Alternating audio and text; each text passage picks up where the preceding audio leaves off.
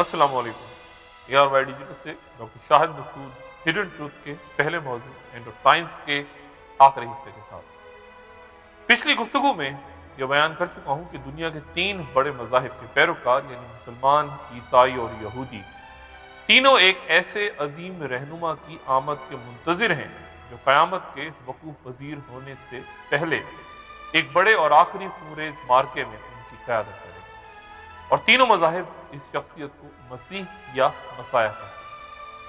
یہودی اس کی آمد کے یوں منتظر ہیں کہ انہیں یقین ہے کہ یہ شخص قرۂ ارض پر خدا کی بادشاہت قائم کرے گا، اس کا تعلق حضرت داؤد علیہ السلام کے خاندان سے ہوگا اور اس کے لبوں کی جنبش سے دیگر اقوام کا خاتمہ ہو جائے گا۔ یہودیوں کا عقیدہ ہے کہ وہ دنیا کے تمام ممالک کو ریاست اسرائیل کا ماتحت بنا دے گا، اور وہ آج فلسطین کے علاقے میں جمع ہو کر اپنی ریاست قائم کر کے اپنے اسی مسیح کا انتظار کر رہے ہیں جسے دنیا میں آنے کے بعد یروشلم میں قیام کرنا ہے، جو کہ اس کا دارالحکومت ہے۔ جیسا کہ میں نے پہلے بیان کیا کہ عیسائی اس شخص کو اینٹی کرائسٹ اور ہم اس شخص کو دجال کہتے ہیں، اور ہمارا اور عیسائیوں دونوں کا ایمان ہے کہ جس شخصیت کے روئے زمین پر آ کر ایک آخری مارکے میں باطل کے خلاف حق کی قیادت کرنے کی پیشگوئی کی گئی ہے، وہ شخصیت حضرت عیسیٰ علیہ السلام کی ہے، اور ان کی یہ جنگ عیسائیوں کے اینٹی کرائسٹ یا ہمارے مطابق اس دجال سے ہوگی، یہودی جسے اپنا مسیح سمجھتے ہیں۔ Jewish king who's preferably a descendant from King David. The reason why we call him the Messiah is because only David and descendants from his family are supposed to be anointed with the holy oil. If another king will be anointed with that holy oil, it'll be a violation of Moel Behegdish. He's using the oil of the Holy Temple for a purpose that's not permissible. King Saul was anointed with secular oil, not with holy oil. The Gemara says that until Mashiach comes, we will not be able to achieve true sovereignty, because sovereignty belongs to David HaMelech, and nobody else can achieve sovereignty unless it's his family or his descendant, which is of course Mashiach. Messiah, Mashiach, means anointed. If you anointed him with the real McCoy, with the real oil, so then that implies that he was a descendant from King David. So we envision the return of all the Jews to the land of Israel, the establishment of a holy temple, the reintroduction of sacrifices in the holy temple. That's why the Bible says we will bring all the sacrifices again, and the reinstitution of the Sanhedrin located in the holy temple. And the country will be enforcing observance of all the commandments on the different people. Upon the Jews, they'll be enforcing observance of all of the Jewish mitzvahs. And on the non-Jews, they'll insist that they should at least live up to the 7 Noachite mitzvahs, and if not, they'll ask them to leave. Mashiach is going to force all Jews to keep mitzvahs. And of course the question is, I mean, is that what we've been waiting for thousands of years? For somebody to come and force us? I mean, even after Mashiach is here, we have to be forced? That doesn't sound too good. یہاں ایک پیچیدگی یہ نظر آتی ہے کہ جب مسلمان اور عیسائی دونوں عیسیٰ علیہ السلام کو ہی اصل مسیح تسلیم کرتے ہوئے یہودی رہنما کو اینٹی کرائسٹ یا دجال مانتے ہیں، تو پھر عیسائی مسلمانوں کے بجائے یہودیوں کے ساتھ کیوں کھڑے ہیں اور وہ ریاست اسرائیل کی حمایت کیوں کرتے ہیں، خصوصاً جب انہیں یہ بھی یقین ہے کہ مسیح علیہ السلام اس دجال کو بالآخر ہلاک بھی کر دیں گے۔ وجہ اس کی عیسائیوں کا یہ عقیدہ ہے کہ مسیح علیہ السلام کی دوبارہ آمد سے پہلے وہ عیسائی جو عیسیٰ علیہ السلام کو نعوذ باللہ خدا کا بیٹا تسلیم کرتے ہیں، انہیں اس اینٹی کرائسٹ کے دنیا میں ظلم سے بچانے کے لیے آسمان پر اٹھا دیا جائے گا اور باقی لوگ زمین پر اس کا سامنا کرنے کے لیے موجود رہیں گے۔ عیسائیوں کو چونکہ یہ بھی یقین ہے کہ عیسیٰ علیہ السلام کے ہاتھوں اس یہودی اینٹی کرائسٹ کے مارے جانے کے بعد تمام یہودی بھی عیسائیت قبول کر لیں گے، چنانچہ انہیں یہودیوں کے فلسطین میں جمع ہو کر ریاست اسرائیل قائم کرنے پر کوئی اعتراض نہیں۔ اس وقت عیسائیت دنیا کا سب سے بڑا مذہب ہے اور دنیا کی 6 ارب کی آبادی میں 2.25 ارب کے لگ بھگ عیسائی ہیں۔ ان میں Anglican church 7 crore, Catholic 90 crore, Orthodox 13 crore اور پروٹسٹنٹ 63 کروڑ کے قریب ہے۔ یہاں میں یہ بیان کرتا چلوں کہ بہت سے امور پر قرآن کریم اور احادیث نبوی اور اناجیل اربعہ میں اتفاق ہے۔ مثلا یہ کہ عیسیٰ علیہ السلام کی پیدائش معجزانہ طور پر بن باپ کی ہوئی تھی، اور چونکہ حضرت مریم رضی اللہ تعالیٰ عنہ کا تعلق بنی اسرائیل سے تھا، چنانچہ عیسیٰ علیہ السلام کا بھی یہی سلسلہ ہوا، اور یہ کہ اللہ تعالیٰ نے انہیں آسمان پر اٹھا لیا اور قیامت کے قریب وہ دوبارہ زمین پر نازل ہوا۔ ان امور پر قرآن و حدیث اور اناجیل اربعہ تو متفق ہے، لیکن سینٹ پال کی اختیار کی گئی ترمیمی آراء اور اقدامات کی بنا پر موجودہ عیسائیت کا موقف اور طرز عمل اس سے مختلف ہی نہیں بلکہ متضاد ہے۔ مثلا اصل عیسائیت کی بنیاد یہ تھی کہ حضرت مسیح علیہ السلام کوئی نئی شریعت نہیں لائے، بلکہ وہ حضرت موسیٰ علیہ السلام کی ہی شریعت کی تجدید و توثیق اور بنی اسرائیل کی اخلاقی اور روحانی اصلاح کے لیے مابعوث ہوئے تھے۔ گویا وہ کسی نئے دین اور مذہب یا ملت و امت کے بانی نہیں تھے۔ چنانچہ مشہور زمانہ تالیف دا 100 کے مؤلف ڈاکٹر مائیکل ہارٹ کہتے ہیں کہ حضرت مسیح علیہ السلام جب تک دنیا میں موجود رہے، آپ اور آپ کے ساتھیوں کی حیثیت یہود ہی کے ایک فرقے سے زیادہ نہ تھی۔ چنانچہ موجودہ عیسائیت کے بانی حضرت مسیح علیہ السلام نہیں بلکہ سینٹ پال ہیں، جنہوں نے شریعت موسوی کو عیسائیوں کے لیے منسوخ کیا۔ پھر حضرت مسیح علیہ السلام کی دعوت چونکہ صرف بنی اسرائیل کے لیے ہی تھی، چنانچہ انہوں نے فرمایا تھا کہ میں صرف اسرائیل کے گھرانے کی کھوئی ہوئی بھیڑیں تلاش کرنے آیا ہوں، اور انہوں نے اپنے شاگردوں کو بھی سختی کے ساتھ منع فرمایا تھا کہ وہ اپنی دعوت و تبلیغ کو بنی اسرائیل کے باہر وسعت نہ دیں۔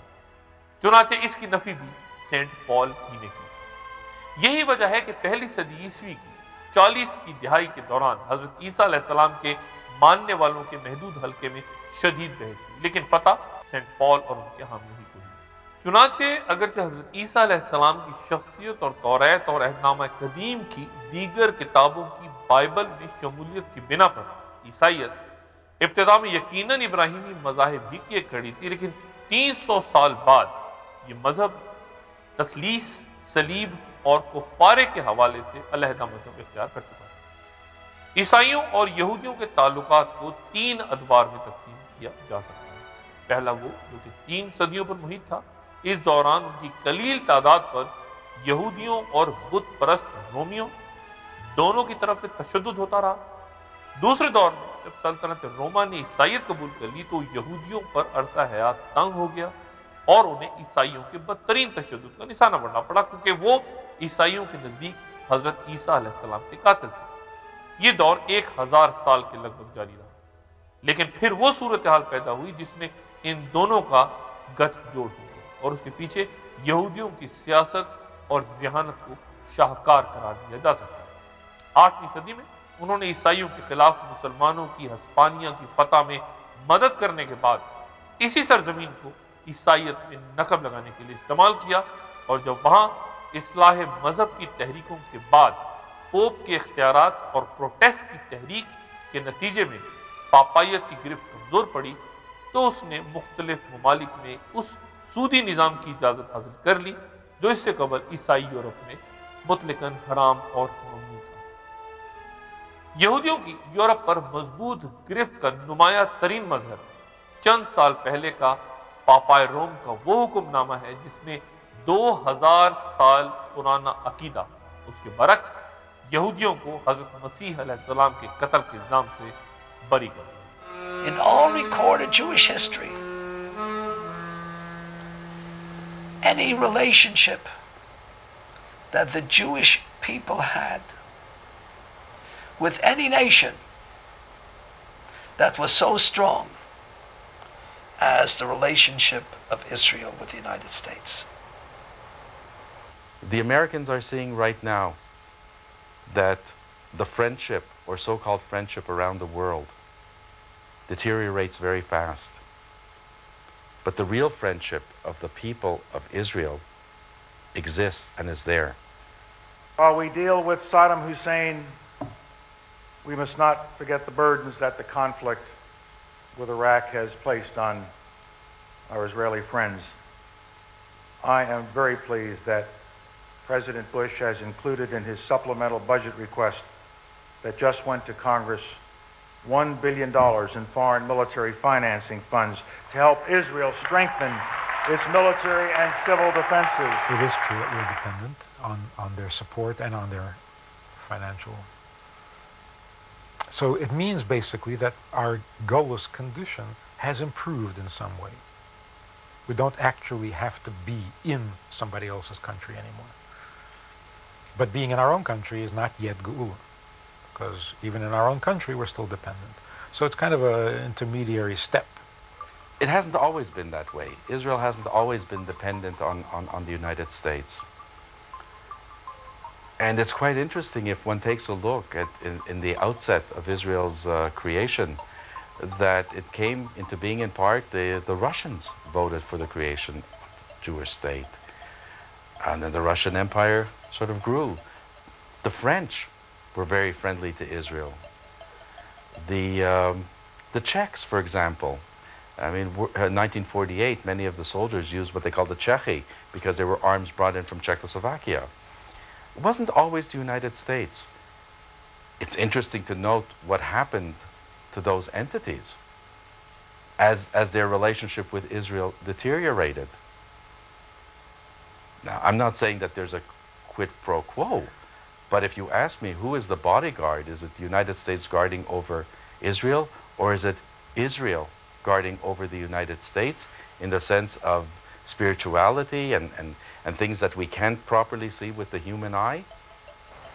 This is a symbiotic relationship rather than a parasitic relationship. Symbiotic in the sense that there is a mutual interest. अब जैसा कि मैंने पहले अर्ज किया, कहनामा कदीम के तहरीफ शुदा बयान के मुताबिक उनके मसाया की आमद के लिए उनका सरजमीन फ़लस्तीन में जमा होकर ऐन मस्जिद अक्सा के मकाम पर तीसरी मर्तबा हैकल सुलेमानी तामीर करना जरूरी है। यहूदियों को यकीन है कि वो अपने मसीह की आमद के लिए जिन शराइत को पूरा करना चाहते हैं, वो आज उनमें से बेशतर पूरी करने की सलाहियत है। जुलाई 1948 में रियासत इसराइल के क़याम के वक्त यरूशलेम को दो हिस्सों में इसराइल और उर्दन के दरमियान तक़सीम कर दिया गया था। मगरबी यरूशलेम इसराइल और मशरिकी यरूशलेम और मगरबी किनारा रियासत उर्दन में शामिल हो गया। दोनों हिस्सों के दरमियान 150 खाली इमारत और सुनसान गलियों का एक गैर जानिबदार इलाका था। लेकिन 1967 में 6 रोज़ा जंग के बाद तमाम यरूशलेम इसराइल की गिरफ्त में आ गई।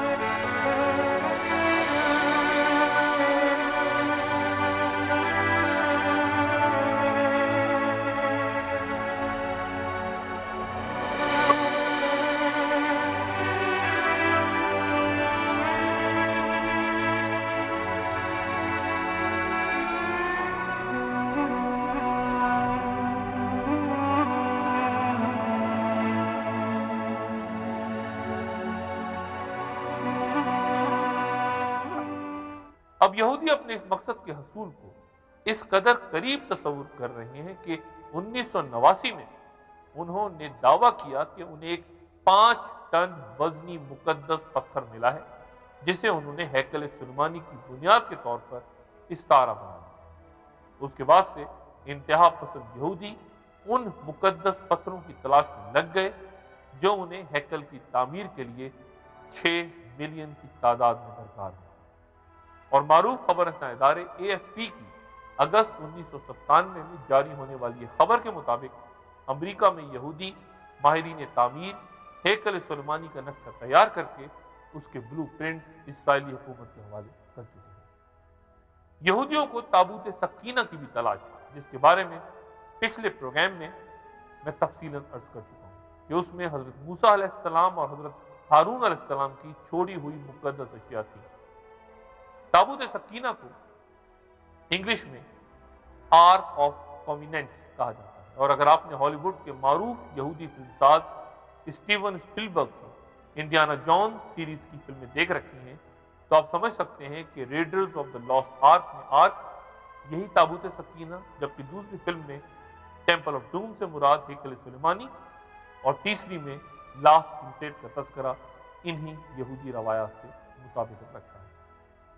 غرض یہ کہ یہودی مسجد اقصی کی شہادت اور اس کے مقام پر ہیکل سلیمانی کی تعمیر کے لیے مکمل طور پر تیار رہتے ہیں، لیکن تعمیر کا آغاز کرنے کے لیے انہیں خدا کی طرف سے ایک اشارے کا انتظار ہے، اور وہ اشارہ ایک سرخ گائے کی صورت میں ہوگا جسے وہ ذبح کر کے جلائیں گے، اور اس کی راکھ سے اسرائیل کے عوام کو پاک کیا جائے گا، کیونکہ ہیکل میں کوئی بھی ناپاک داخل نہیں ہو سکتا۔ اس سرخ گائے کی پیدائش کی کئی بار خبر دی گئی ہے، اور کہا جاتا ہے کہ سرخ گائے کو اپنی پیدائش کے 3 سال بعد ہیکل کی تطہیر کے لیے استعمال کیا گیا۔ اسی طرح آثار قدیمہ کی تلاش کے نام پر مسجد اقصی اور قطبۃ الصخرا دونوں کے نیچے وسیع و عریض سرنگیں کھودی جا چکی ہیں۔ یہ کئی دہائیوں سے ایک منظم طریقے سے کیا جا رہا ہے، اور اس کا نتیجہ یہ ہے کہ یہ دونوں عمارتیں اس وقت کھوکھلی بنیادوں پر کھڑی ہیں، اور معمولی سا ارتعاش انہیں زمین بوس کر سکتا ہے۔ اسرائیلی حکومت کا کہنا ہے کہ سرنگیں کھودے جانے کا مقصد ہیکل سلیمانی کی باقیات کی تلاش ہے، اور ستمبر 96 میں تو سرکاری طور پر ایک سرنگ کا افتتاح بہت جوش و جذبے سے کیا گیا۔ اس موقع پر میں مختصر الفاظ میں نوسٹراڈیمس کا بھی تذکرہ مناسب سمجھتا ہوں، جس کی پیشگوئیاں تمام عالم خصوصاً مغرب میں ایک طویل عرصے سے بے انتہا دلچسپی کا باعث رہے ہیں۔ نوسٹراڈیمس کی متعدد تحریریں میری بھی نظر سے گزری ہیں، اور میں قرآن و سنت کی روشنی میں اس کے بیان کردہ پیشگوئیوں پر نظر ڈالتا ہوں۔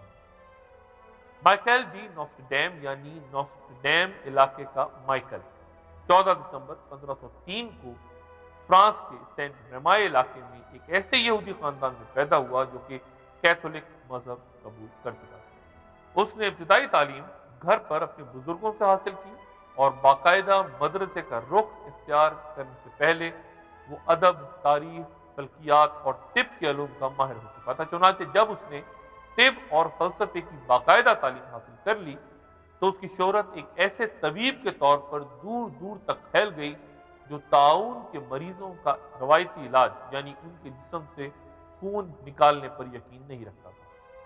نوسٹراڈیمس نے طاعون کے لاتعداد مریضوں کو اپنے انداز علاج سے شفا دی، اور اس کے صلے میں اسے فرانس کے ایک شہر میں تاحیات وظیفہ دینے کا اعلان کیا۔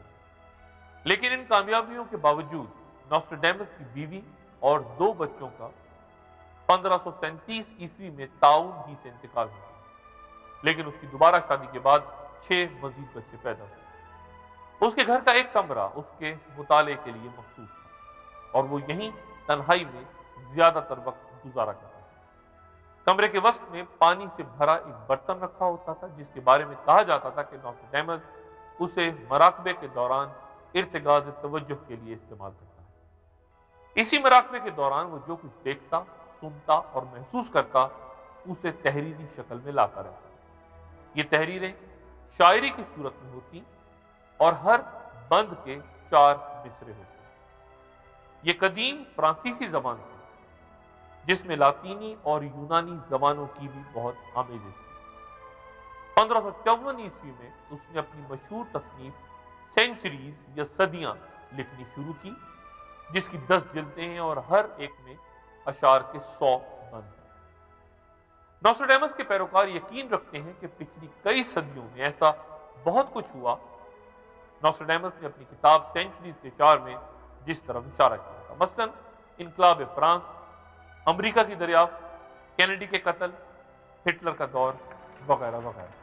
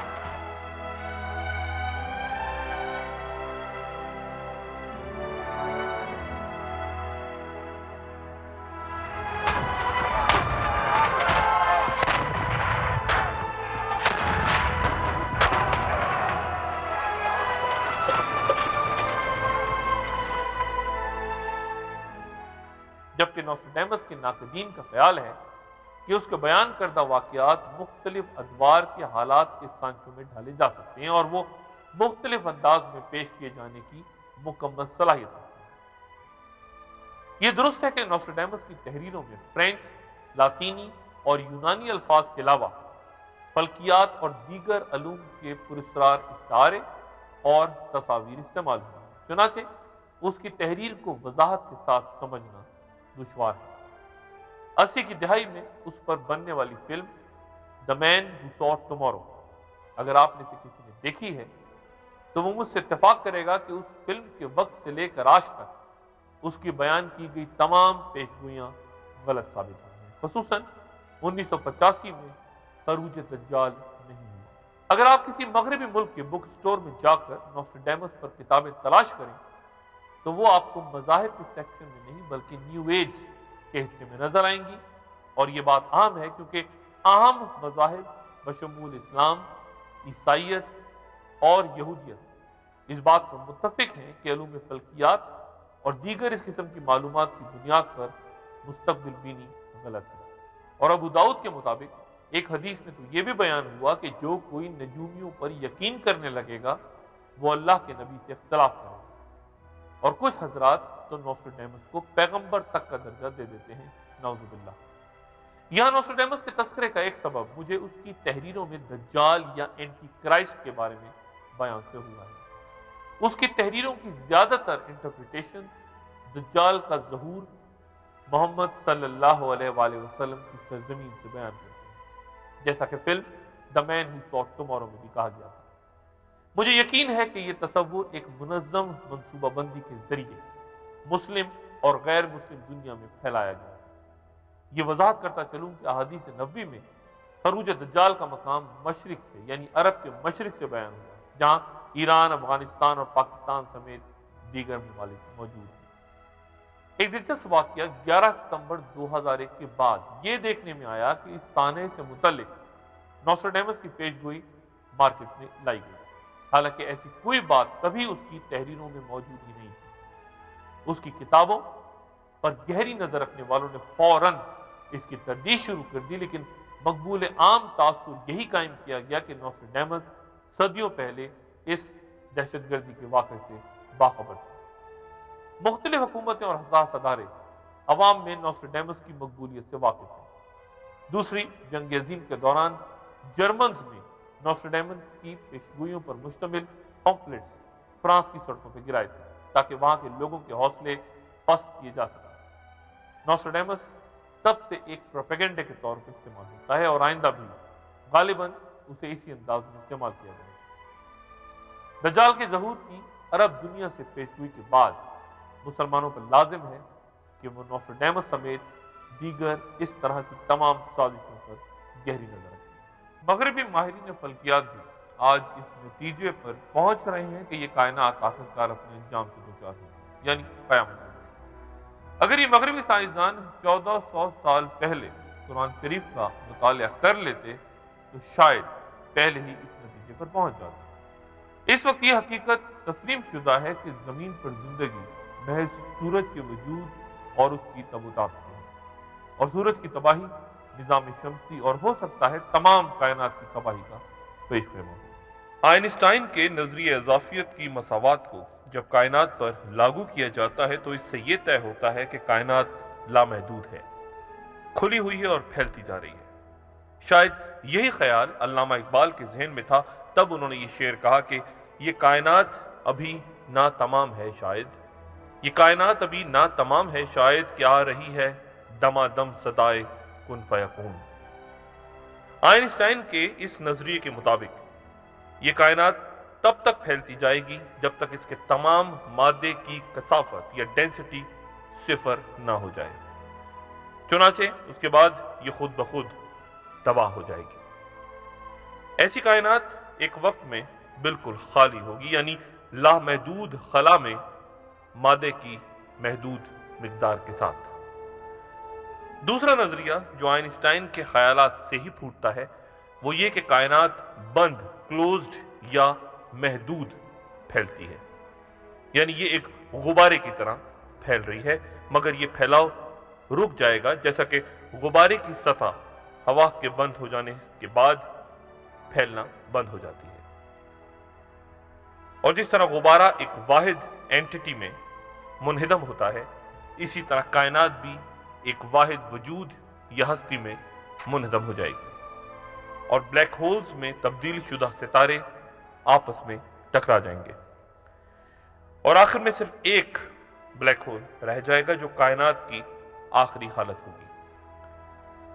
کائنات کے انجام کے اور بھی کئی محرکات ہو سکتے ہیں۔ ستاروں کی ارتقاء کے نظریے نے اس بات پر زور دیا ہے کہ ہمارا سورج بھی آہستہ آہستہ ارتقائی مراحل طے کرے گا، اور وہ ایک مقابلتاً ٹھنڈے سرخ سخام یعنی ریڈ جوائنٹ کی طرف گامزن ہوگا، جس کی درخشندگی یا لیومینوسٹی اس کی موجودہ درخشندگی سے ہزاروں گنا زیادہ ہوگی، اور پھر اپنے سرخ ہو جانے کے مرحلے پر وہ اپنی موت کی طرف تیزی سے سفر کرے گا اور ایک دھماکے سے بالکل اسی طرح تباہ ہوگا جیسے سپر نووا ستارہ ہوا تھا۔ پھٹنے والے سورج کی گرم گیسوں اور شعاؤں سے دوسرے تمام سیارے بشمول زمین بخارات میں تبدیل ہو جائیں گے یا پھر راکھ بن جائیں گے۔ سائنسدانوں کا کہنا ہے کہ 5 ارب سال پہلے سورج تقریباً 4% چھوٹا تھا، اور اس کی درخشندگی 38% کم اور اس کی سطح 10% ٹھنڈی تھی، اور یہ کیمیائی طور پہ یکجان یا ہوموجینیس ستارہ تھا جس کے مرکز کا درجہ حرارت 1 کروڑ ڈگری سینٹی گریڈ تھا۔ اس شدید درجہ حرارت سے ہائیڈروجن کے ایٹم یعنی پروٹونز باہم مل کر ایک مستقل یا اسٹیڈی شرح سے ہیلیم بناتے تھے اور اسے مزید انہدام یعنی کولیپس سے روکتے تھے۔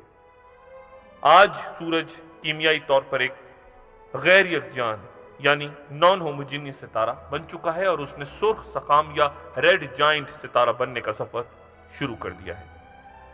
چنانچہ جب یہ اپنے قلب کی خاص ہائیڈروجن استعمال کر چکا ہوگا تو اس کے قلب اور بیرونی منطقوں میں فرق پڑ جائے گا، اس کی درخشندگی دگنی ہو جائے گی اور مرکز کا درجہ حرارت 10 کروڑ درجہ سینٹی گریڈ تک پہنچ جائے گا۔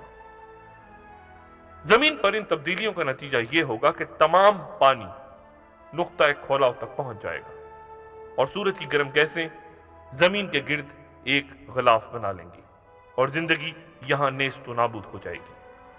سورج کے فنا ہونے سے دنیا تباہ ہو جائے گی، اور قرآن کریم میں اللہ تعالیٰ ارشاد فرماتے ہیں کہ پوچھتا ہے کہ قیامت کا دن کب آئے گا؟ پس جس وقت نگاہ پتھرا جائے گی اور چاند بے نور ہو جائے گا اور سورج و چاند جمع کر دیے جائیں گے، اس دن انسان کہے گا کہ آج بھاگنے کی جگہ کہاں ہے۔ جب آفتاب بے نور ہو جائے گا اور جب ستارے ٹوٹ ٹوٹ کر گر پڑیں گے اور جب پہاڑ چلائے جائیں گے۔ ان آیات سے واضح ہوتا ہے کہ اس زمین کی تباہی کے ساتھ سورج، چاند اور ستاروں کا گہرا تعلق موجود ہے، اور جیسا کہ آپ جانتے ہیں کہ چاند کی اپنی کوئی روشنی نہیں، وہ سورج سے نور حاصل کرتا ہے، اس لیے چاند کے بے نور ہونے سے پہلے سورج کا بے نور ہونا لازم ہے۔ سو جب ستارے بے نور ہو جائیں گے اور جب آسمان پھٹ جائے گا اور پہاڑ اڑتے پھریں گے، جیسا کہ میں نے پہلے عرض کیا کہ آج سائنسدانوں کو یقین ہے کہ مستقبل میں سورج کی ناقابل برداشت روشنی سے سمندر ابل پڑیں گے، تمام بحری زندگی بھی نیست و نابود ہو جائے گی، اور عین ممکن ہے کہ درجہ حرارت اتنا ہو جائے کہ بے جان اشیاء مثلا پتھر، چٹانیں اور پہاڑ بھی پگھل جائیں یا بخارات بن جائیں اور روئی کے گالوں کی طرح اڑنے لگیں یا دھنکی ہوئی روئی کے مانند ہو جائیں، اور پہاڑ دھنکی ہوئی روئی کی مانند ہوں گے۔ یا دوسری صورت یہ ہے کہ جب سورج اس جھلسی ہوئی زمین کو اپنے اندر جذب کرے تو ظاہر ہے تب زمین پاش پاش ہو جائے گی، اور اس صورت میں بھی پہاڑ دھنکی ہوئی روئی کی مانند اڑ سکتے ہیں۔ ان ناگزیر عوامل کے علاوہ چند تباہ کن آفات زمین کو فنا کر سکتی ہیں، مثلا کسی بھاری شہاب ثاقب کا زمین پر گرنا، یا کسی کومیٹ یا دمدار ستارے کا زمین سے ٹکرانا، ایک تباہ کن ایٹمی جنگ، یا رفتہ رفتہ غائب ہوتی اوزون کی حفاظتی تہ کے ٹوٹ جانے کے بعد سورج کی الٹرا وائلٹ ریڈیشن کے ہاتھوں زندگی کا خاتمہ، یا پھر برف کی وہ تہ جس کی موٹائی تقریباً 1 میل ہے اور قطب جنوبی اور گرین لینڈ سمیت جو دنیا کی 10 ملین مربع میل پہ پھیلی ہے اور جو ماضی میں عظیم سیلابوں کے بعد پیدا ہوئی تھی، اگر یہ تہ پگھل جائے تو دنیا کے تمام سمندروں کے پانیوں کی تہ 30 فٹ بلند ہو جائے گی، اور وہ ممالک مثلا ہالینڈ وغیرہ جو نچلی سطح پہ ہیں سب ڈوب جائیں گے۔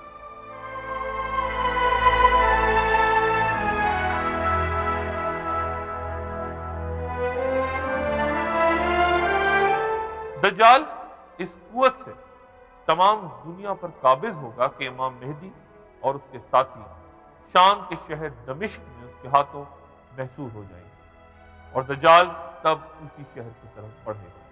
تاہم یہی نزول عیسیٰ علیہ السلام کا بھی وقت ہوگا۔ حضرت عیسیٰ علیہ السلام کا نزول امام مہدی کے ظہور اور دجال کے خروج کے بعد ہوگا۔ آپ شام کے شہر دمشق کے مشرق میں سفید مینار کے پاس اس مقام پر اتریں گے جہاں مہدی علیہ السلام اور ان کے ساتھیوں کا ٹھکانہ ہوگا۔ حضرت ابو ہریرہ رضی اللہ تعالیٰ عنہ سے روایت ہے کہ رسول اللہ صلی اللہ علیہ وآلہ وسلم نے فرمایا کہ میرے اور عیسیٰ علیہ السلام کے درمیان کوئی نبی نہیں، وہ اترنے والے ہیں، تم نے دیکھو تو پہچان لینا، وہ میانہ قد کے آدمی ہوں گے، رنگ سرخی اور سفیدی مائل ہوگا اور زرد رنگ کے 2 کپڑے پہنے ہیں، پانی نہ پڑنے کے باوجود ان کے سر سے قطرے ٹپک رہے ہیں۔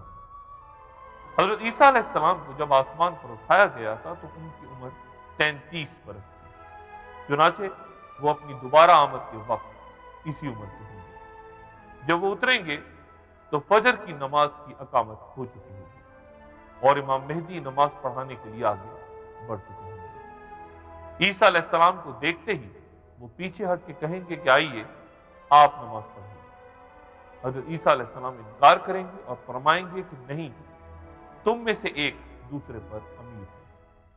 حضرت جابر بن عبداللہ رضی اللہ تعالیٰ عنہ سے روایت ہے کہ رسول اللہ صلی اللہ علیہ وآلہ وسلم نے فرمایا کہ میری امت کا ایک گروہ حق کی خاطر قیامت تک لڑتا رہے گا اور غالب ہوگا۔ پھر عیسیٰ علیہ السلام نازل ہوں گے، مسلمانوں کا امیر ان سے کہے گا کہ آئیے ہمیں نماز پڑھائیے، لیکن وہ کہیں گے کہ نہیں، امیر تم میں سے ہوگا۔ یہ وہ اعزاز ہے جو اللہ تعالیٰ نے اس امت کو بخشا۔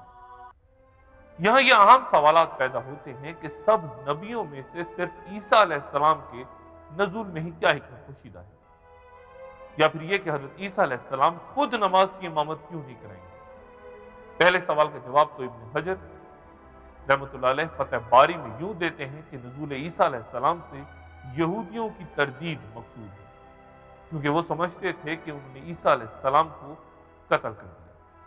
اللہ تعالیٰ ان کے جھوٹ کا پردہ چاک فرما کر انہیں عیسیٰ علیہ السلام کے ہاتھوں قتل کرائیں گے۔ دوسرے امامت سے متعلق سوال کا جواب ابن جوزی رحمۃ اللہ علیہ یوں فرماتے ہیں کہ اگر عیسیٰ علیہ السلام آگے بڑھ کر امامت کروا دیں تو اس سے دلوں میں یہ شبہ پیدا ہو سکتا ہے کہ کیا وہ نائب کی حیثیت سے آگے بڑھے ہیں یا نئی شریعت لائیں گے۔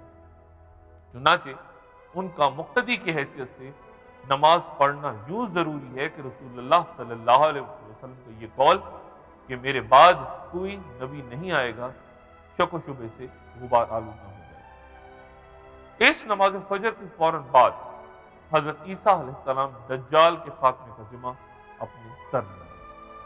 دجال اس وقت اپنی 70,000 یہودی فوج کے ساتھ دمشق پہنچ چکا ہوگا۔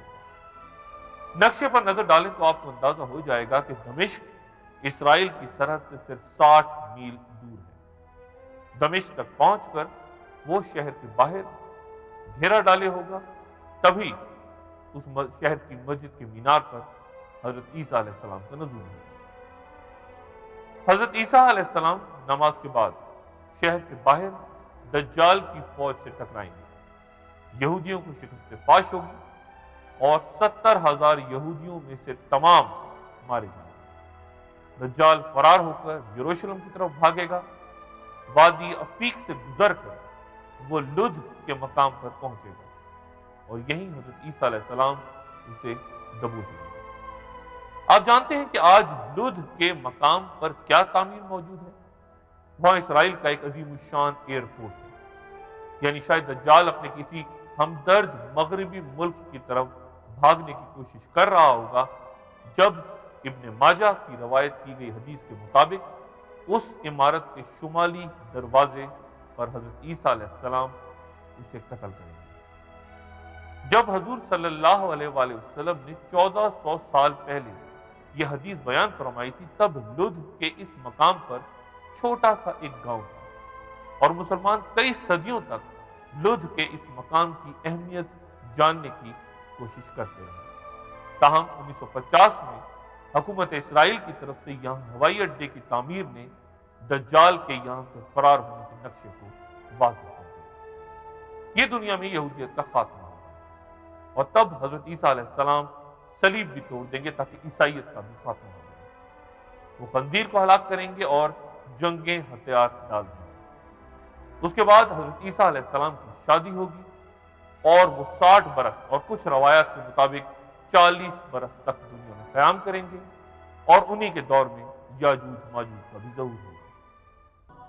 حضرت حذیفہ رضی اللہ تعالیٰ عنہ سے روایت ہے کہ ہم باہم گفتگو کر رہے تھے کہ رسول اللہ صلی اللہ علیہ وآلہ وسلم ہمارے پاس آئے اور پوچھا کہ کیا گفتگو ہو رہی ہے؟ انہوں نے فرمایا کہ ہم قیامت کا ذکر کر رہے ہیں۔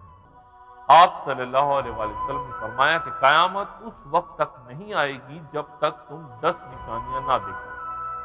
پھر آپ نے ذکر کیا دھوئیں کا، دجال کا، جانور کا، مغرب سے طلوع آفتاب کا، عیسیٰ علیہ السلام کے نزول کا، یاجوج ماجوج کے خروج کا، مشرق مغرب اور جزیرہ عرب کے 3 زلزلوں کا، اور آخر میں اس آگ کا جو یمن سے نکل کر لوگوں کو ڈھانک کر محشر کے میدان تک لے جائے گی۔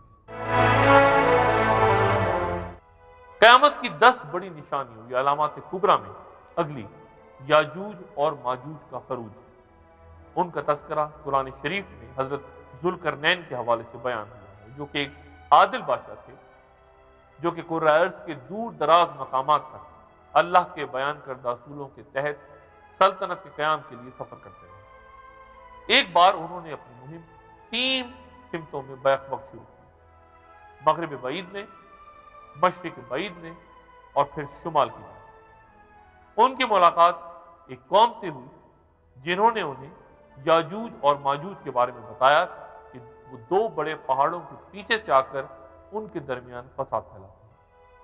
انہوں نے حضرت ذوالقرنین سے ایک دیوار بنانے کی درخواست کی۔ تب حضرت نے اس غیر معمولی طاقت اور استطاعت سے ان دونوں پہاڑوں کے درمیان ایک مضبوط دیوار کھڑی کر دی اور یاجوج اور ماجوج اس کے پیچھے رہے۔ یہاں تک کہ جب وہ پہاڑوں کے درمیان پہنچا تو ان پہاڑوں کے اس طرف ایک قوم کو دیکھا جو لگتا نہیں تھا کہ کوئی بات سمجھتے ہیں۔ انہوں نے کہا کہ اے ذوالقرنین، یہ یاجوج ماجوج اس سرزمین پر بڑا فساد پھیلاتے ہیں، کیا ہم لوگ آپ کے لیے کچھ محصول مقرر کر دیں اس شرط پر کہ آپ ہمارے اور ان کے درمیان ایک آڑ بنا دیں؟ ذوالقرنین نے جواب دیا کہ جس مال میں اللہ نے مجھے اختیار دیا وہ بہت کچھ ہے، بس میری مدد کرو محنت سے تاکہ میں تمہارے اور ان کے درمیان خوب مضبوط دیوار بنا دوں۔ یہ پہاڑ کہاں ہے؟ اس کے بارے میں حضرت ابن عباس رضی اللہ تعالیٰ عنہ کا کہنا ہے کہ ترکی کے آخری سرے پر آرمینیا اور آذربائیجان کے قریب یعنی کوہکاف کے علاقے میں یہ کہیں موجود ہے۔ ان کا خروج تب ہوگا جب حضرت عیسیٰ علیہ السلام دجال کو قتل کر دیں گے، تب اللہ کے حکم سے یاجوج ماجوج کے رستے میں حائل مضبوط دیوار ڈھا دی جائے گی۔ اب ایک طویل صحیح حدیث ملاحظہ فرمائیے۔ حضرت ابو سعید رضی اللہ تعالیٰ عنہ سے روایت ہے کہ رسول اللہ صلی اللہ علیہ وآلہ وسلم نے فرمایا کہ جب یاجوج ماجوج کا اخراج ہوگا تو لوگ ان سے بھاگ کر اپنے شہروں اور قلعوں کی راہ لیں گے اور اپنے ساتھ اپنے مویشی بھی لے جائیں گے۔ وہ زمین کے سارے پانی پر قابض ہو جائیں گے اور دریا اس طرح خشک ہوں گے کہ ان کے بعد جو شخص بھی وہاں سے گزرے گا کہے گا کہ کیا کسی زمانے میں یہاں پانی بھی ہوا کرتا تھا؟ پھر اللہ تعالیٰ ان لوگوں کی طرف ایک کیڑا بھیجے گا جو ان کی گردنوں پر حملہ آور ہوگا، چنانچہ وہ سب مر جائیں گے۔ حضرت نواس بن سمان رضی اللہ عنہ سے روایت ہے کہ رسول اللہ صلی اللہ علیہ وآلہ وسلم نے فرمایا کہ ان کی تعداد چیونٹوں کی طرح گنی نہیں جا سکتی، یہاں تک کہ مسلمان یاجوج ماجوج کی کمانوں، تیروں اور ڈھالوں کو 7 برس تک بطور ایندھن استعمال کریں گے۔ یاجوج اور ماجوج اصل میں حضرت نوح علیہ السلام کے تیسرے بیٹے یافس کی نسل میں سے ہیں۔ حضرت نوح علیہ السلام کے 3 بیٹے تھے، سام جن سے سیمیٹک، سامی النسل، یہ عرب بھی سیمیٹک ہے اور جیوز بھی سیمیٹک ہیں چونکہ یہ سب کے سب جو ہے اسی سامی النسل ہے، اور دوسرے حام اور تیسرے یافس۔ حام سے میں سمجھتا ہوں کہ ایرین جو قبائل ہیں انڈیا اور اپنا یہ ایران اور پھر ادھر اندر جا کر گریکس اور جرمنز وغیرہ، یہ جو ہے یہ ایرینز ہیں۔ اور پھر ایک ہے یہ یافس۔ یافس جو ہے وہ پہاڑی سلسلے کو کراس کر کے اور جا کر شمال میں آباد ہو گئے تھے، تو وسط ایشیا کا جو پہاڑی سلسلہ ہے اس کے اوپر یہ تھے، یہاں یہ پھیلے ہیں۔ ان کے بیٹے 10-12 تھے، ان میں سے 2 کا نام یاجوج اور ماجوج ہے، تو انہی میں سے یہ اقوام میں سے یاجوج و ماجوج ہے۔ آخری جنگ حضرت مسیح علیہ السلام کی ان سے ہوگی۔ وہ کہاں ہے اس وقت؟ وہ انہی ملکوں کے اندر ہیں، یاجوج ماجوج۔ یاجوج ماجوج یہ قومیں جو دنیا کے اندر ہیں یاجوج ماجوج ہیں۔ اچھا، دو لوگ ہیں یا قوم کو؟ قوم یاجوج کی نسل، ماجوج کی نسل، جیسے حضرت سام کی نسل ہے، یہ ساری عرب بھی ہے اور یہ یہودی بھی ہے، یہ سب حضرت سام کی نسل ہے۔ تو یعنی 2 قوموں کو جی یاجوج ماجوج کہا گیا، اور ان قوموں سے پھر جنگ ہوگی۔ اچھا، اس کے بعد پھر کیا ہے؟ اور بڑی زبردست ان کی طاقت ہوگی۔ الفاظ یہ آتے ہیں قرآن میں کہ وہ ہر اونچائی کے اوپر سے اترتے ہوئے نظر آئیں گے، تو چونکہ یہ پورا جو ہے سینٹرل ایشیا کا جو پہاڑی علاقہ ہے اس کے اوپر سے، جیسے کہ کبھی نیفا میں جو جنگ ہوئی تھی چائنا کی اور انڈیا کی، تو اس میں بھی الفاظ آئے تھے کہ waves after waves of Chinese soldiers coming down the slopes of the Himalayas، اس طرح کا ایک نقشہ کھنچتا ہے، من کل حدب ینسلون۔ پھر ان سے جو ہوگی اصل میں وہ جنگ نہیں ہوگی بلکہ اللہ تعالیٰ ایک معجزے کے ذریعے سے انہیں ختم کرے گا۔ یاجوج ماجوج کے فتنے سے حفاظت کا کام عیسیٰ علیہ السلام بن مریم کی سپرد ہوگا۔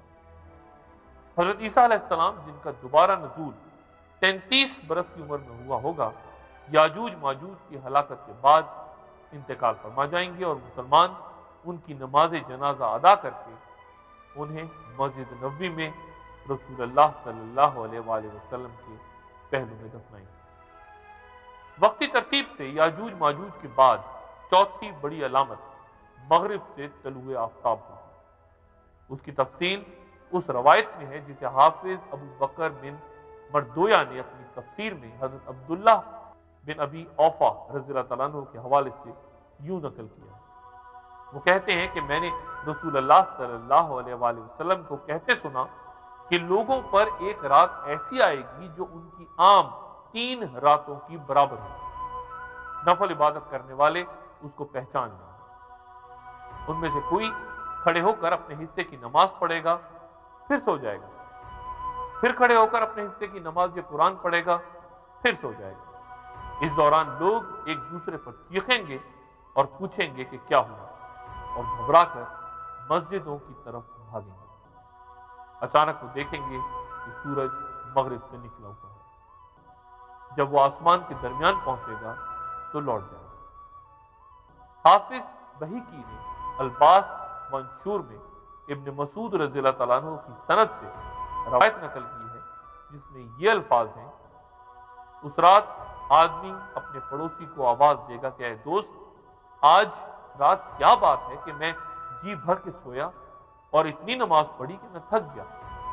پھر سورج سے کہا جائے گا کہ وہاں سے نکلو جہاں تم غروب ہوتے ہو. اور اس دن ایسے شخص کو کوئی فائدہ نہ ہوگا جو پہلے سے ایمان نہ لایا ہو یا جس نے اپنے ایمان سے کوئی نیکی نہ کمائی ہو. سورج کا یہ الٹا طلوع ہونا صرف ایک دن کے لیے ہے اور اس کے ساتھ ہی توبہ کا دروازہ بند ہو جائے گا. پھر سورج واپس اپنے معمول کی طرف لوٹ جائے گا اور قیامت تک مشرق ہی سے نکلا کرے گا. حضرت ابو ہریرہ رضی اللہ تعالیٰ عنہ سے روایت ہے کہ رسول اللہ صلی اللہ علیہ وآلہ وسلم نے فرمایا کہ قیامت اس وقت تک نہ آئے گی جب تک سورج مغرب سے طلوع نہ ہو جائے, اور جب وہ مغرب سے طلوع ہوگا تو اسے دیکھ کر سب ایمان لے آئیں گے, مگر اس وقت کسی ایسے شخص کو ایمان فائدہ نہ دے گا جو پہلے ہی ایمان نہ لا چکا. سورج کے مغرب سے طلوع ہونے والی علامت کی ایک جڑواں علامت بھی ہے. یا تو یہ علامت مغرب سے طلوع آفتاب سے پہلے ہوگی یا اس کے فوراً بعد, اور اس کے بارے میں اللہ تعالیٰ فرماتے ہیں, اور جب قیامت کا وعدہ ان پر پورا ہو جائے گا تو ہم ان کے لیے زمین سے ایک جانور نکالیں گے جو ان سے باتیں کرے گا, کیونکہ کافر ہماری باتوں پر یقین نہ لاتے. یہ جانور بھاری بھرکم ہوگا, اور چند روایات میں ہے کہ یہ صفا کے پہاڑ کے شگاف سے نکلے گا, اور جب لوگ کعبہ شریف میں ہوں گے تو وہ حجر اسود اور مقام ابراہیم کے درمیان چیخ چیخ کر لوگوں کو خوف زدہ کرے گا. لوگ ڈر کر ایک ساتھ اور الگ الگ منتشر ہو جائیں گے. صرف مومنوں کی ایک جماعت اپنی جگہ کھڑی رہے گی. ان کو پتہ چل جائے گا کہ وہ اللہ کا جانور ہے اور وہ اب ڈر کر نہیں بھاگ سکتے. وہ انہی سے آغاز کرے گا اور ان کے چہروں کو ایسی جلا بخشے گا جیسے چمکتا ہوا موتی. پھر وہ روئے زمین پر بھاگے گا. آدمی اسے بھاگ کر نماز کی پناہ لے گا تو وہ پیچھے سے آ کر کہے گا کہ تو اب نماز پڑھ رہا ہے.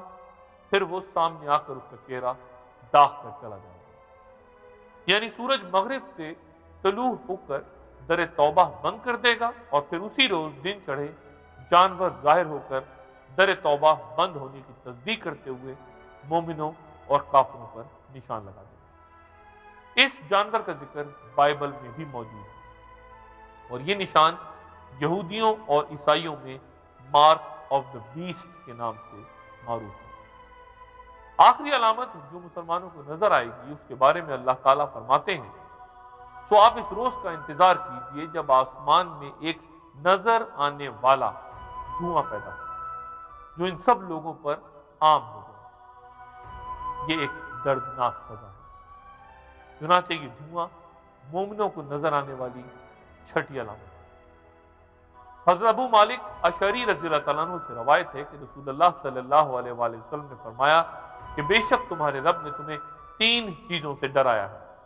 پہلی چیز دھواں ہے جو کہ مومن کو صرف اتنی تکلیف دے گی جتنی زکام دیتا ہے, اور کافر کا مواخذہ کرے گی یہاں تک کہ اس کے کانوں سے دھواں نکلنے لگے گا. دوسری چیز جانور ہے, اور تیسری دجال.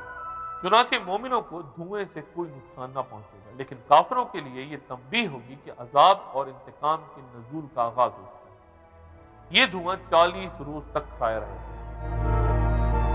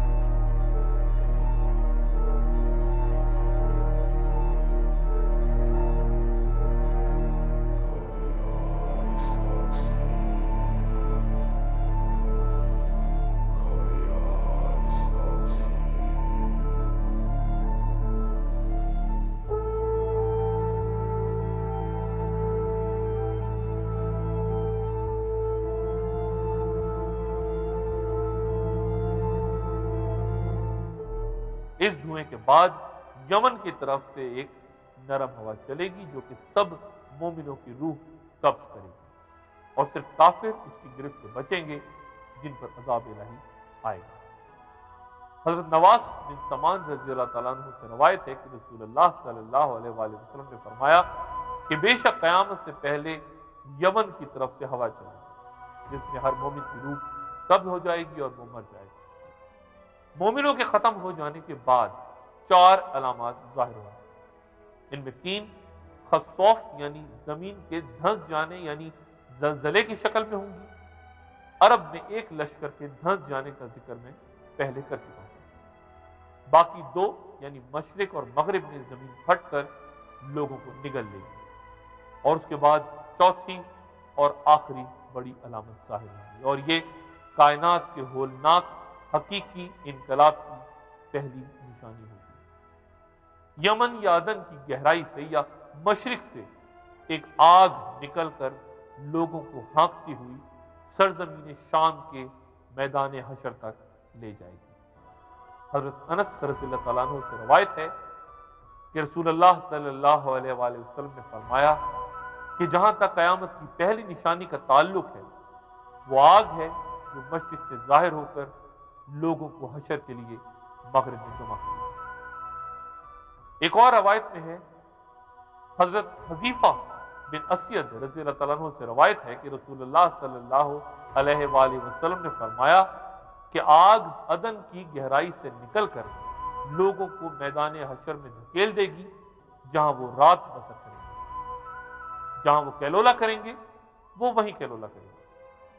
یہ آگ کسی کو پیچھے نہیں رہنے دے گی بلکہ جو پیچھے رہا اسے کھا جائے گی اور باقیوں کو ہانکتی ہوئی شام میں بپا میدان حشر کی طرف لے جائے گی، اور اس کے بعد اللہ تعالیٰ حضرت اسرافیل علیہ السلام کو سور پھونکنے کا حکم دے گا۔ سور ایک بہت بڑا بگل ہے جسے حضرت اسرافیل علیہ السلام 3 بار پھونکیں گے۔ پہلی پھونک یا نفخہ گھبراہٹ کا نفخہ ہوگا، یہ خاصا طویل ہوگا جس کو سن کر آسمان و زمین پر رہنے والے سب ڈر جائیں گے سوائے انبیاء اور شہداء۔ اور کیا گزرے گی اس روز جبکہ سور پھونکا جائے گا اور ہول کھا جائیں گے وہ سب جو آسمانوں اور زمین میں ہیں سوائے ان لوگوں کے جنہیں اللہ اس ہول سے بچا لے گا، اور سب کان دبائے اس کے حضور حاضر ہو گئے۔ یہی وہ نفخہ ہے جس سے پوری کائنات بری طرح لرزنے لگے گی اور ایک زبردست زلزلے سے جیسے ہر جوڑ کھل جائے گا، زمین لرز جائے گی، پہاڑ گر کر زمین کے برابر ہو جائیں گے اور ریزہ ریزہ ہو کر ذروں کی مانند بکھر جائیں گے، سمندر پھٹ کر ایک دوسرے میں گر جائیں گے اور بھڑکتی ہوئی آگ میں تبدیل ہو جائیں گے، کشش ثقل یا گریوٹی کا خاتمہ ہو جائے گا، سورج چاند ستارے سب کی روشنی جاتی رہے گی، سب کچھ فنا ہو جائے گا اور کائنات اسی طرح کوہر اور بخارات میں تبدیل ہو جائے گی جیسے تخلیق سے پہلے۔ یہ نفخہ جب آئے گا تو زمین پر موجود انسان کے بارے میں اللہ فرماتے ہیں لوگوں اپنے رب کے غضب سے بچو۔ حقیقت یہ ہے کہ قیامت کا زلزلہ بڑی ہولناک چیز ہے۔ جس روز تم اسے دیکھو گے حال یہ ہوگا کہ ہر دودھ پلانے والی اپنے دودھ پیتے بچے سے غافل ہو جائے گی اور ہر حاملہ کا حمل گر جائے گا، اور لوگ تم کو مدہوش نظر آئیں گے حالانکہ وہ نشے میں نہ ہوں گے بلکہ اللہ کا عذاب ہی کچھ ایسا سخت ہوگا۔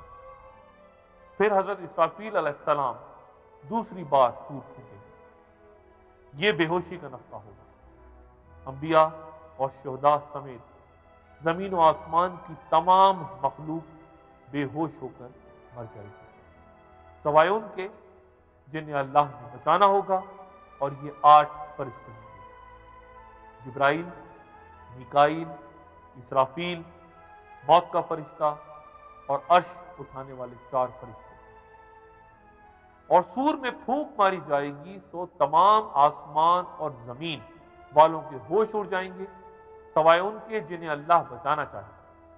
پھر اس میں دوبارہ سور پھونکی جائے گی تو دفعتاً سب کھڑے ہو جائیں گے اور چاروں طرف دیکھنے لگے۔ پھر اللہ کے حکم سے جبرائیل، میکائیل، اسرافیل اور عرش اٹھانے والے 4 فرشتوں کی روح قبض کر لی جائے گی۔ صرف اللہ تعالیٰ کی ذات اور موت کا فرشتہ باقی رہے گا۔ پھر اللہ تعالیٰ اس فرشتے سے کہے گا کہ تو میری مخلوق ہے، جب میں نے ارادہ کیا تجھے پیدا کیا، اب تو بھی مر جائے۔ چنانچہ ملک الموت بھی مر جائے گا اور سوائے اللہ کی ذات کے کچھ بھی باقی نہ رہے گا۔ حضرت ابو ہریرہ رضی اللہ تعالیٰ عنہ سے روایت ہے کہ رسول اللہ صلی اللہ علیہ وآلہ وسلم نے فرمایا کہ 2 نفخوں کے درمیان 40 کا وقفہ ہوگا۔ لوگوں نے پوچھا کہ اے ابو ہریرہ، کیا 40 روز؟ انہوں نے کہا مجھے علم نہیں۔ پوچھا 40 ماہ؟ انہوں نے کہا میں نہیں جانتا۔ پوچھا کیا 40 برس؟ انہوں نے کہا مجھے علم نہیں۔ پھر حضرت اسرافیل علیہ السلام کو دوبارہ زندہ کر کے تیسری بار سور پھونکنے کا حکم ہوگا۔ یہ نفخہ مر کر اٹھنے کا نفخہ ہوگا۔ سور میں اتنے سوراخ ہوں گے جتنی مخلوقات کی روحیں ہیں۔ روحیں جسموں میں واپس سرایت کر جائیں گی۔ جسم قبروں سے اپنے سروں سے مٹی جھاڑتے کھڑے ہوں گے۔ کافر کہیں گے یہ دن تو بڑا سخت ہے، اور مومن کہیں گے شکر ہے اس اللہ کا جس نے غم کو ہم سے دور کر دیا۔ آنے والے مرحلے کے واقعات، اس کے فتنوں اور مارکوں سے عدم واقفیت ان فتنوں کی جال میں پھنسا کر انسان کو ہلاکت کے گڑھوں میں دھکیل سکتی ہے۔ ان سے آگے ہی رسول اللہ صلی اللہ علیہ وآلہ وسلم کی اس حدیث کے تناظر میں ضروری ہے جس میں ارشاد ہوا کہ دنیا میں ایسے رہو جیسے ایک پردیسی رہتا ہے۔ ابھی اللہ تعالیٰ کا شکر ہے کہ میرے اور آپ کے پاس وقت ہے، کچھ مہلت ہے، کوئی نیک عمل کرنے کی اور گناہوں سے توبہ کرنے کی۔ بیشتر اس کے کہ یہ مہلت ختم ہو جائے، یہ گھڑیاں گزر جائیں اور ہمارا وقت اختتام کو پہنچے، یعنی اینڈ آف ٹائمز۔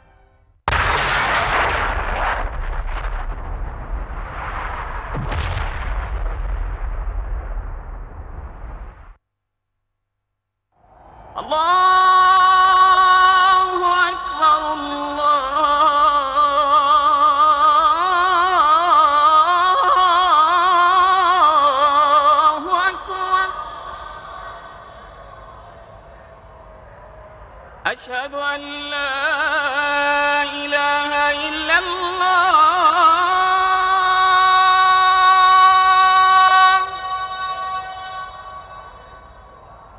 أشهد أن لا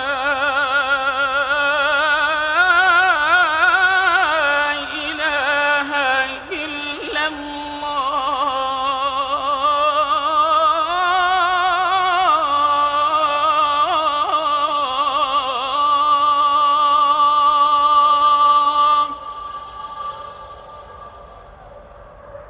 أشهد أن محمد رسول الله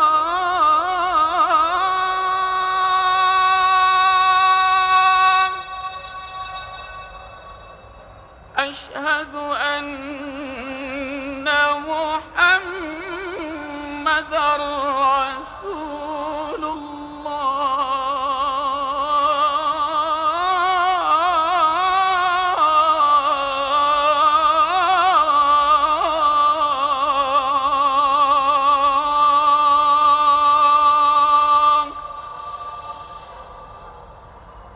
حي على الصلاة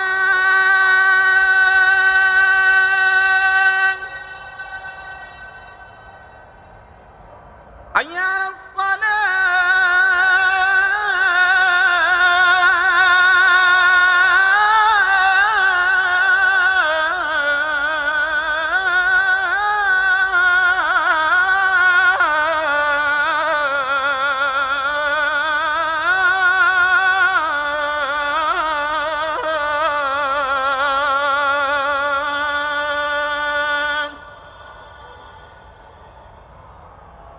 حي على الفلاح